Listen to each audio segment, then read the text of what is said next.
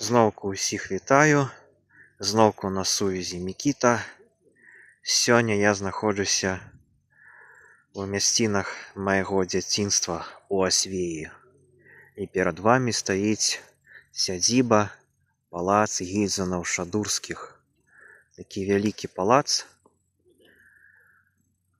які меў, калі не памыляюся, 4 выхады, якія сімвалізуюць 4 пары года, 12 ці то пакою, ці то сектароў, якія сімвалізуюць колькасць месяцаў у кожным годзе і так далей. І, наколькі я памятаю, 365 вялікіх окнаў і маленькіх таксама, якія сімвалізуюць 365 дзён у звычайным годзе.